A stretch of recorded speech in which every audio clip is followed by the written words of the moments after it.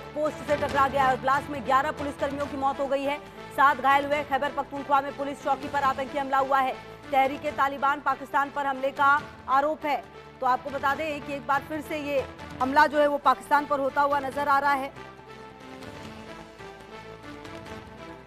और आपको बता दें कि ये पहला मौका नहीं है, इससे पहले भी आपको याद होगा कि किस तरीके से जो शुक्रवार को भी एक बड़ा हमला देखा गया था पाकिस्तान पर, और एक बार फिर पाकिस्तान पर ये जो हमला है वो हुआ है, जहां बताया जा रहा है कि कुछ पुलिसकर्मियों की भी जान गई है। ये बड़ी खबर आपको बता रहे हैं। विस्फोटक से लदा वाहन चेक पोस्ट से टकरा गया है। पाकिस्तान में फिर बड़ा आतंकवादी हमला हुआ है, जिसमें कि तहरीके तालिबान पाकिस्तान पर इस हमले का आरोप लगा है। विस्फोटक से लदा वाहन जो है वो चेक पोस्ट से टकरा गया। ब्लास्ट में 11 पुलिसकर्मियों की मौत हो गई है, 7 घायल हैं।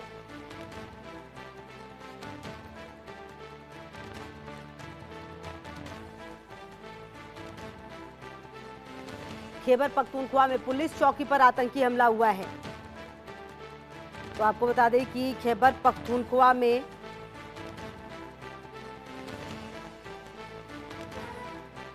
और अजय जांडियाल मेरे सहयोगी ज्यादा जानकारी के लिए इसी खबर पर मेरे साथ जुड़ गए। अजय, देखिए अभी ज्यादा वक्त हुआ नहीं है जब मस्जिद जो है उसको निशाना बनाया गया था। अब अभी फिलहाल जो तस्वीरें सामने आ रही है वो बहुत ज्यादा परेशान करने वाली है, क्योंकि कहा यह जा रहा है कि इसमें भी 7 पुलिसकर्मी की मौत हुई है। क्या जानबूझकर, मतलब कि ये जो हमला है वो किया गया है या फिर अनजाने में ये जो वाहन है वो टकराया होगा? क्या कुछ जानकारी मिल पा रही है इस पूरे घटनाक्रम के बारे में?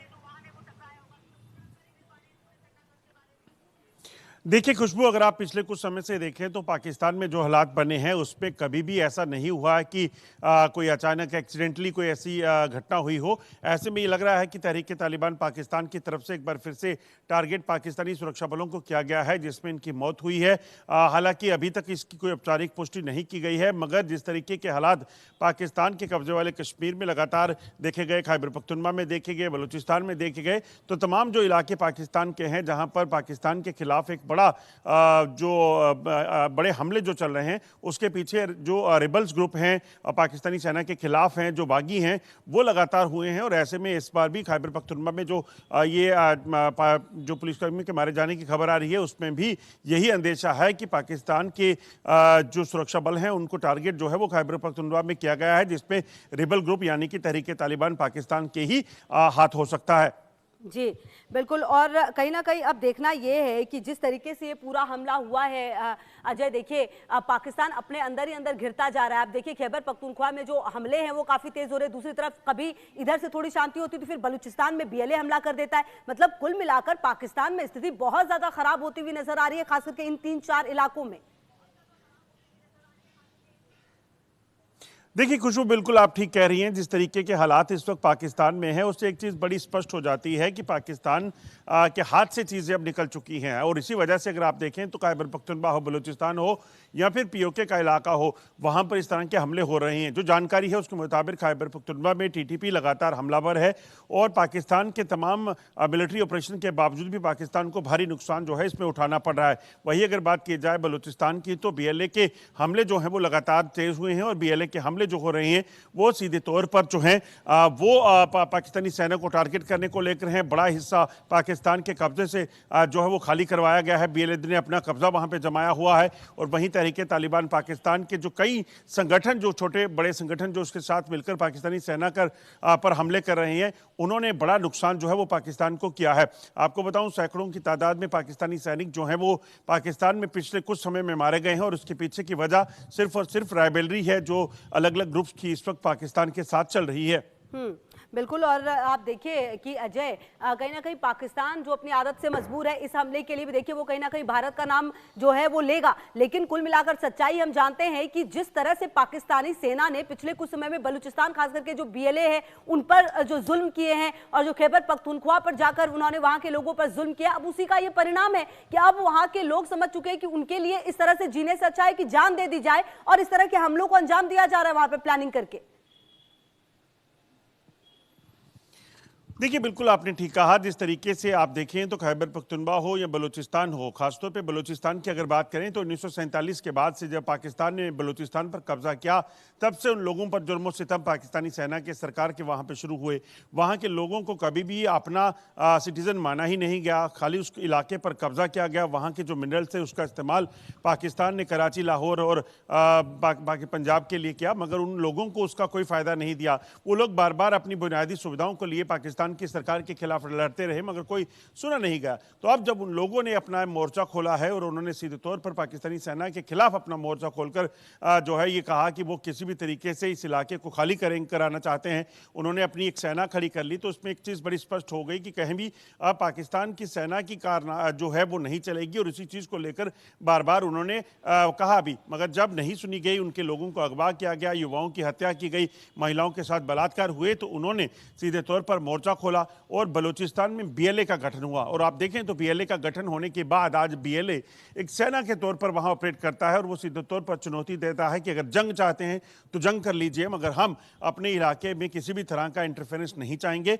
हम आज़ादी चाहते हैं और उसी आज़ादी को लेकर उनकी जंग जारी है। बिल्कुल। और देखिए अजय, जो रिपोर्ट्स है वो भी ये कहती हैं कि अगर आप पाकिस्तान में देखें तो जो एनुअल सिक्योरिटी रिपोर्ट है 2025, उसके अनुसार खैबर पख्तूनख्वा की सिर्फ अगर बात की जाए तो पिछले साल हिंसा में काफी बढ़ोतरी दर्ज की गई। पाकिस्तान में जो मौतें हैं 2024 में 1620 से बढ़कर 2025 में 2331 हो गई। कहीं ना कहीं अब पाकिस्तान को ये सोचना होगा, अभी तो साल की शुरुआत हुई और इसके दरमियान ही ये हालत है, तो आने वाले समय में क्या माना जाए कि क्या कुछ बड़ा होने वाला है पाकिस्तान में? क्या तहरीके तालिबान पाकिस्तान ने इसकी तैयारी कर ली है? बीएलए की भी तैयारी बिल्कुल साफ नजर आती है। देखिए, बिल्कुल जिस तरीके के हालात इस वक्त आप देखें पाकिस्तान में बने हुए हैं, उससे एक चीज़ बड़ी स्पष्ट है कि किसी भी तरीके से पाकिस्तान की सरकार जो है वो इस चीज़ को मानने को तैयार नहीं कि बलूचिस्तान में उनके लोगों की हालत क्या हो चुकी है, पाकिस्तानी सेना का क्या हाल है। और यही वजह है कि बलूचिस्तान में लोग जो हैं वो इसी तरह से लगातार हमले कर रहे हैं। अब बीएलए को पूरा बलूचिस्तान के जो लोग हैं, आम लोग हैं, उनका सहयोग है और इसीलिए वो लगातार हमले कर बड़े से बड़ा नुकसान करने का प्रयास करते हैं और कर भी रहे हैं। आप सोचिए, पाकिस्तान के एक प्रमुख ट्रेन जो है जाफर एक्सप्रेस, उसे कई बार हमला करके टारगेट किया गया, उसे अगवा कर लिया गया।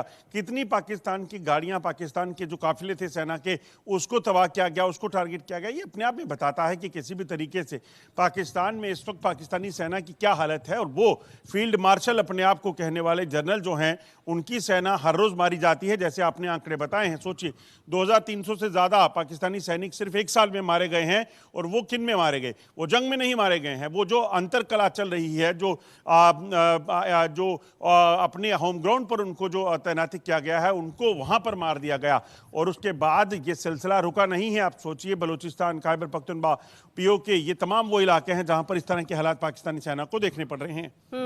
बिल्कुल। और कहीं ना कहीं अजय, अगर समय रहते पाकिस्तान के जो हुक्मरान है, चाहे वो असीम मुनीर की अगर आप बात कर ले, अगर उनको भी ये समझ में नहीं आता है तो कुल मिलाकर स्थिति और ज्यादा खराब होगी, ये हमले और बढ़ेंगे। क्योंकि आप देखिए ना अजय, आप वहां के लोगों को कुछ दे नहीं रहे, आप वहां पर जाकर उनको परेशान करते हैं। महिलाओं के साथ वहां पर जो बर्बरता हो रही है वो देखा गया है, चाहे वो तमाम जगहों की, चाहे हम सिंध की बात करें, पीओके की बात करें, या फिर ये खैबर पख्तूनख्वा और बलूचिस्तान जिसका जिक्र हम लगातार करते हैं। कुल मिलाकर अगर यही स्थिति रहेगी अजय, तो ऐसे हमले और बढ़ेंगे और पाकिस्तान की सरकार को इसके लिए तैयार रहना होगा। देखिए, बिल्कुल आपने ठीक कहा। जिस तरीके के हालात इस वक्त बने हुए हैं, उन हालात में कोई भी अगर शख्स अगर देखना चाहे या कोई देखेगा तो उसे एक चीज़ समझ आनी चाहिए कि पाकिस्तान में आखिरकार लोग पाकिस्तान की सरकार और सेना के खिलाफ क्यों हैं। क्योंकि यही सरकार, यही सेना जिनको लोगों के बुनियादी मसलों को एड्रेस करना चाहिए, जिन मसलों को लेकर वो सरकार के पास जाते रहे, उसे एड्रेस करने की, उसे सॉल्व करने की, उसकी हल को देने की, उस पर जब असर नहीं हुआ और उसके बाद उन लोगों पर कार्रवाई हुई जिन लोगों ने शिकायत की, जिन लोगों ने प्रदर्शन किए, जिन लोगों ने आवाज़ उठाई, तो उसके बाद क्या होगा? आप किसी भी तरह से अगर आप देखें तो जब सब्र का बांध टूटता है तो उसके बाद पाकिस्तान में हालात जो बने हुए हैं वो होता है। बलूचिस्तान की हालत टीटीपी ने जो खैबर पख्तूनख्वा में किया, जो पाकिस्तान के कब्जे वाले कश्मीर में आने वाले समय में देखने को मिलेगा, ये चीज़ें जो हैं वो तभी होती हैं जब किसी भी देश की सरकार जो है वो आंखों से अंधी, कानों से बहरी हो जाती है। और पाकिस्तान में वही हुआ है और इसी को लेकर लोगों का गुस्सा, लोगों का रोष जारी है और इसीलिए उन्होंने अब एक मोर्चा खोला और सीधे तौर पर यह कह दिया कि अब सरकार की नहीं सुनी जाएगी, अब हम अपनी सरकार बनाएंगे, जिसको लेकर अब उन्होंने आज़ादी की जंग जो है वो छेड़ी हुई है। बिल्कुल। और कुल मिलाकर अजय, जिस तरह की स्थिति है उससे तो ऐसा ही लगता है कि आने वाले समय में एक बड़ा हिस्सा जो है वो पाकिस्तान से टूटकर अलग हो सकता है। शायद ये बात असीम मुनीर को और शहबाज शरीफ को समझ में नहीं आ रही, इसलिए बजाय इसके कि अपने देश को संभाले वो अमेरिका और चीन के साथ लगे हुए हैं, उनके साथ सोचते हैं कि डील कर लेंगे, लेकिन देश के अंदर की स्थिति ही ठीक नहीं है। कुल मिलाकर ये माना जाए अजय, ये कहना क्या अतिशयोक्ति होगी कि अभी की जो स्थिति है पाकिस्तान की, क्या ये वही स्थिति है जो बांग्लादेश से अलग होते हुए हो रही थी? क्या कुछ ऐसा ही सिनेरियो बनता हुआ नजर आ रहा है? देखिए, बिल्कुल आप सही कह रही हैं। जिस तरीके से 1971 में बांग्लादेश अलग हुआ था, उसमें भी इसी तरह से लोगों पर बर्बरता बरसाई जाती थी, तब भी उन लोगों को सुना नहीं जाता था, तब भी वहाँ पर हालात जो है वो ख़राब किए गए और इसी वजह से 1971 में भारत की मदद से पाकिस्तान से बांग्लादेश अलग हुआ। आज फिर उस बांग्लादेश के हालात ख़राब करने का प्रयास पाकिस्तान करना चाहता है, मगर एक और बांग्लादेश बनने की तैयारी में है। आप देखें, खैबर पख्तूनख्वा में सीधे तौर पर TTP का कहना है कि हम किसी भी तरीके से, किसी भी शर्त पर जो है अपने इलाके पर पाकिस्तान को अफगानिस्तान से अलग नहीं करने देंगे। वहीं बलूचिस्तान के लोगों ने तो UN तक में चिट्ठी लिख दी और कहा कि ये जो इलाका है ये पाकिस्तान का नहीं बल्कि हमारा इलाका है, हम आज़ादी चाहते हैं। और उन्होंने UN को ये कहा है कि आप हमें एक आज़ाद मुल्क जो है वो डिक्लेयर करें ताकि हम अपनी ज़िंदगी अपने तरीके से जी सकें। तो ये सारी चीज़ें जो हो रही हैं वो ऐसे नहीं हो रही हैं, ये तभी हुई हैं जब वहाँ के लोगों को इतना मजबूर किया गया।